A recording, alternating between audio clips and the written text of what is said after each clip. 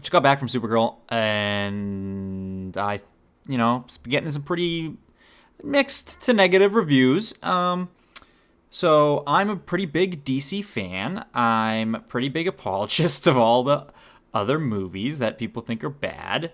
I don't have the issues people have with them. But so going. So my point in saying that is that for this one, I kind of was like ignoring the criticisms. I was like, whatever, dude. I don't care. Supergirl is sweet. I like Supergirl. Lobo's in this, so that's pretty awesome. That's my notes. Forgot Lobo. But overall, I have to say that I think all the criticism. I don't know all the criticism, but I do agree with, I think, a lot of it, unfortunately. There are things in this that I really liked. There are things in this that I loved. There's things in this that I think are, like, up there with, like, actually really, really, really good comic book moments. One in particular. But I do think what people are saying, what I've been seeing, I keep saying people, it's like what I've been seeing. I don't know. People can be saying a lot of other things that I don't know. But from what I've seen, people are saying that the script is weak. And my God, is that the truth? It is the weakest part of this movie is the script. I think, unfortunately, what this movie is lacking, or not lacking, but like what is the issue with this movie is that it's boring. Unfortunately, I feel like it meanders. I feel like it has some pretty good highs, but that it's overwhelmed with. I don't even want to say lows because I'm going to say this movie's not bad. It's just a little boring, and it's like very unfortunate. But I'll get into. Let's start off, I guess, with try not to spoil it too much, spoily things. But it's not really anything to spoil. I don't think from this movie, if I'm honest with you. But I thought the intro. So Krem. I'm going to go a little back and forth on good and bad with this one because Krem, I think there's interesting things about him as a villain. However, I think he is a very weak villain in general. So I would say the introduction of Krem, I think, was actually very well done. I thought it was an actually super interesting way to introduce your villain because usually, the way they set this up is like he's coming to steal these, like, it's a very small blacksmith guy and his family. He's coming to steal all of his weapons. I guess he's a very renowned weaponsmith, it seems. He's coming to steal them all, and you as the audience are like, all right, he's going to come in here, steal the weapons, and just murder everybody. But it does not appear to be like that. He does murder everybody, but it's only because the son of the weaponsmith jumps out of his room to, like, scare the daughter, and in doing so, he, like, startles Krem, and Krem kills the son. Not by, I would say by accident, but like he means to kill him. However, I don't believe that Krem was there to kill everybody. And then the mother, screams and she attacks Krem. He kills her. He kills the father. So I liked that as like a more interesting, like, all right, it's kind of, this whole thing's an accident, essentially, which I think is interesting. What I think isn't interesting, in which is a fault of the script, and I think a fault of them choosing a villain like Krem of the Yellow Hills, who, like, also, I think it was a mistake. I mean, I know that this comic book is good. It's a good comic book, but adapting something so new with a new villain, and it's like kind of like I would have preferred we put a well-known DC villain in here. I don't know. Like, it's like I don't care about Krem. I'm a humongous DC fan. I love DC comics, and I don't care about Krem. Put a fun, interesting, big profile villain in this. You know what I mean? Like, but I digress. My point being, Krem is not interesting because Krem is not doing anything villainous, and that's not. I mean, I don't mean that true because he's doing a bad thing and he's a bad guy. We find out he's doing something bad, but my point being that he is not in pursuit of the heroes. He is not in pursuit of something that the heroes must stop. He is not in pursuit of something that will cause duress to the heroes. He is doing something bad, but Supergirl and other girl, I forget her name, Ruthie, they are hunting him for what he did to Ruthie. And that's uninteresting because it's like he's not doing it. Like it's just like he has no motivation. Him as a villain is not characterized as someone doing something, wanting something interesting. And that's what I mean by saying he's not doing anything bad. He is doing something bad. He's like capturing young girls to be basically like sex slave women like brides to his race of all men to keep the men populating, keeping the race being populated, which is bad, obviously. Mad Max ass fucking plot. But Supergirl's not trying to stop that.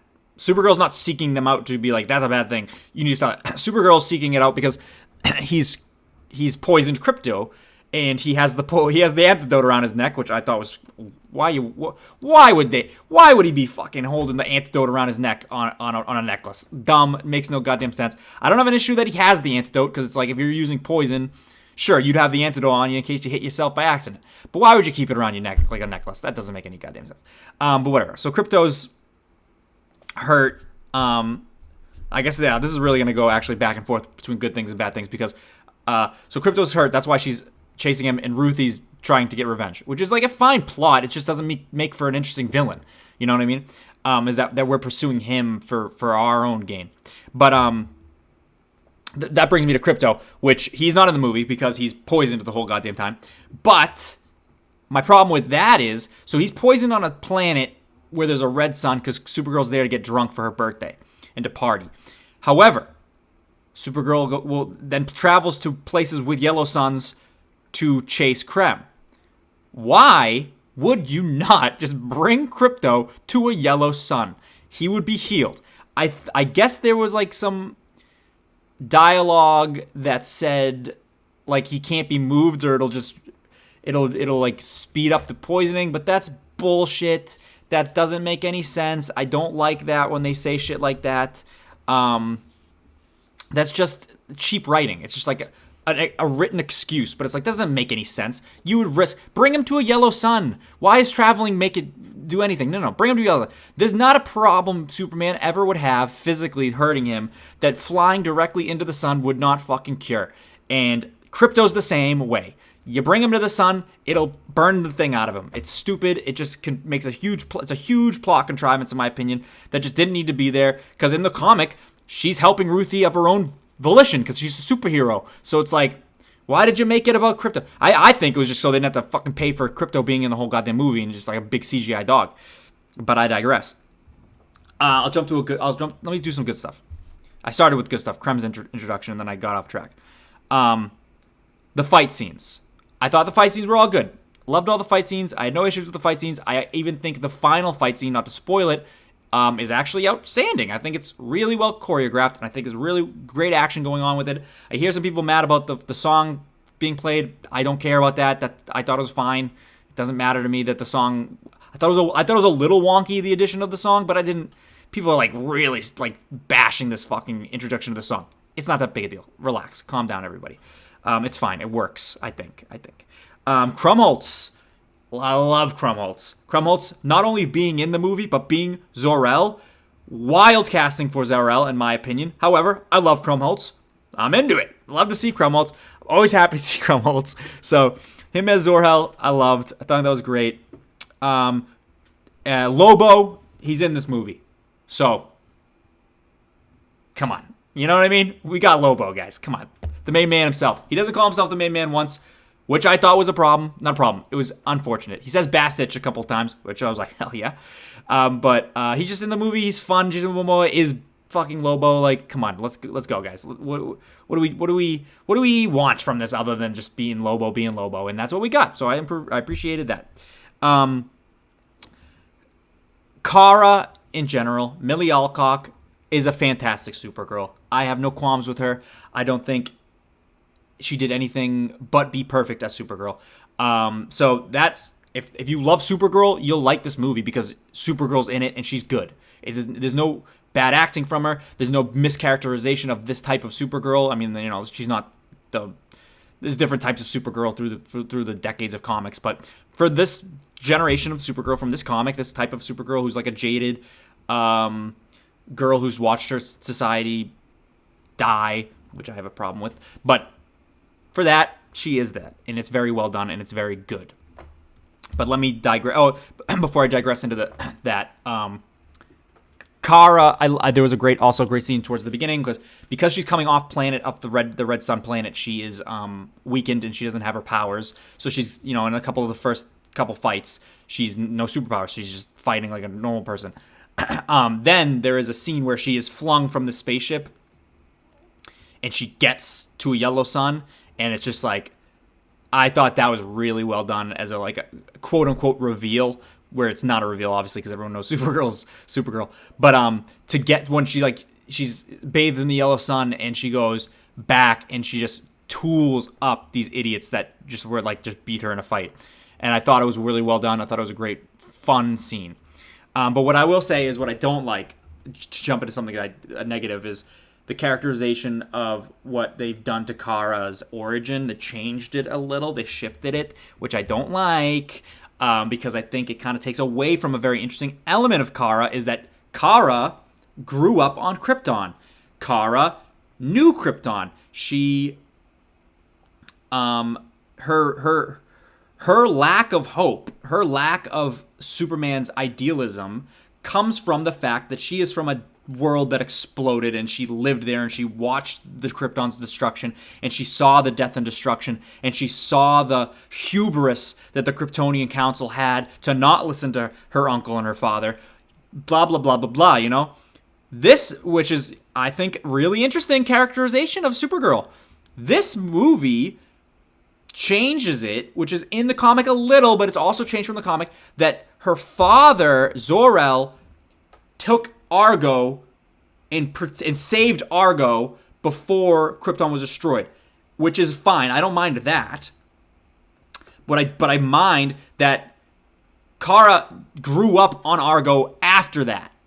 Krypton is destroyed, and then Zor-El has Kara, and Kara grows up in a city floating in space, which is it's also fine. I don't mind it. I just think it just completely changes her character. It's like, that's not the same thing as growing up on the planet and watching the planet just be destroyed and died. They try and change it, tweak it to make it still kind of have that element where it's like they find kryptonite has been exposed because of the moving of the city, and they're all getting this kryptonite sickness, and they're all dying.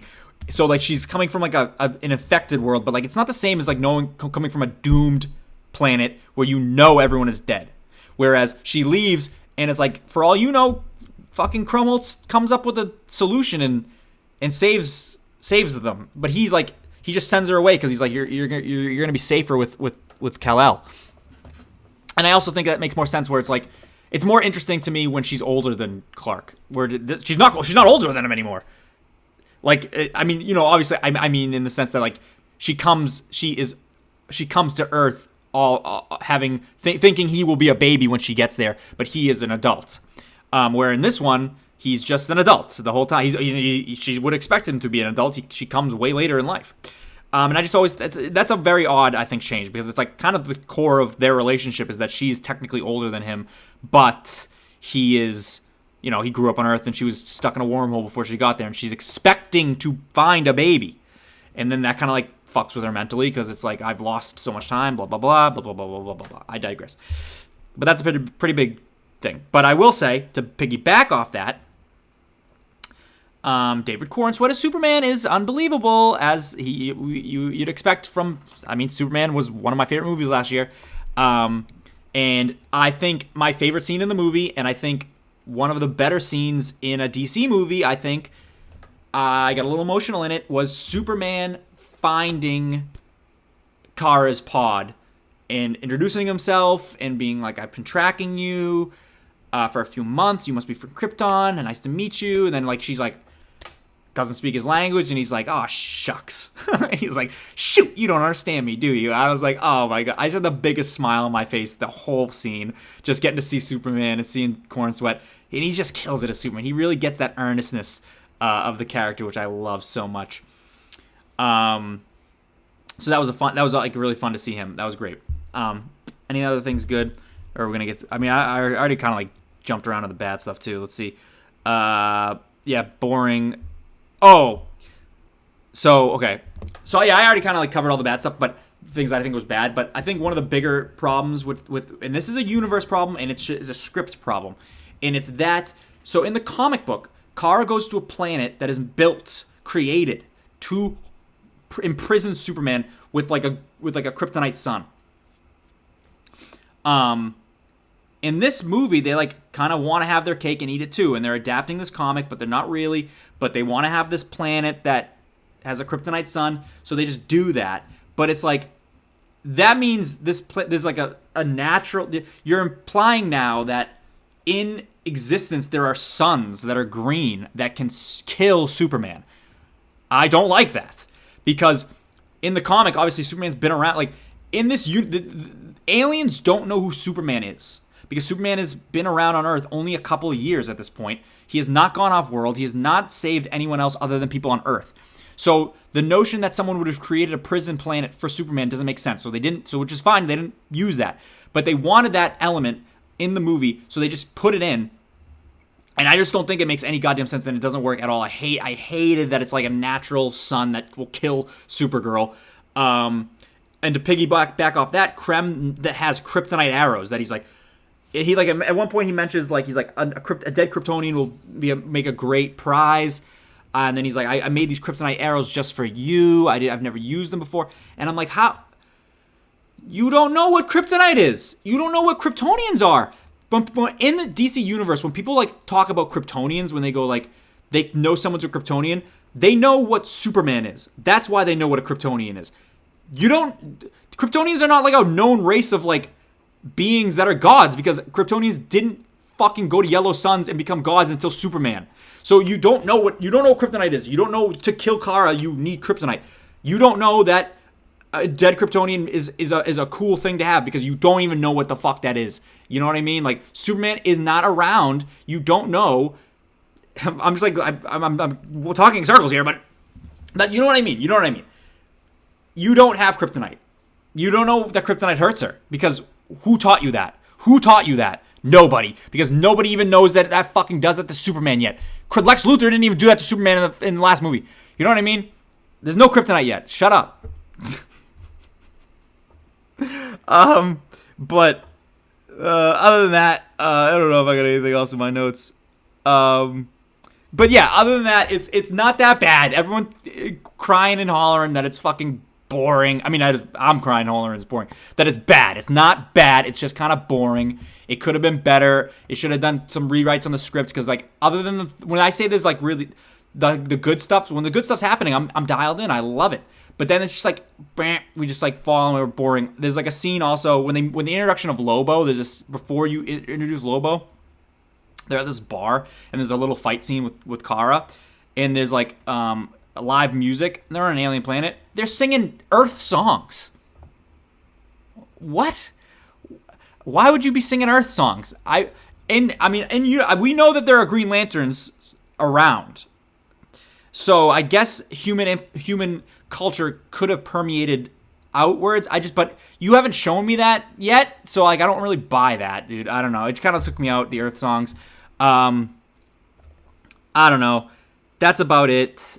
I don't think it's as bad. I definitely think it's worth a watch. It's not as bad as people are saying.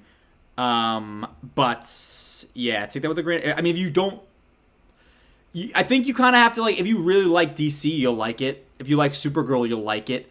But if you're just going in as a casual fan, maybe you won't. Maybe you'll think it's a little. I mean, I'm an enormous DC fan. Enormous DC fan. Got my Superman. That was almost fucked up there. It's called a Superman shirt. My Superboy shirt. Excuse me. Get that shit right. But I'm a humongous DC fan. You probably can't see my comics from here. No, you can't. But I have I have a massive amount of comics. I would say 98% of the comics I own are DC comics, and the 2% are like a handful of Marvel comics that I think are like really, really great. So I'm the target audience, and I was like, I'm so bummed that this is fucking boring. Bummed that it's boring. But there is shining moments within. So I will say it's worth a watch for anybody that likes that kind of stuff. It got dark. So yeah, don't know how to fucking end. Never on an end. I don't know. I try and like say something from the movie, but there's nothing really. Oh, Lobo. See you later, you bastitches. The main man. I don't know. Fucking hell.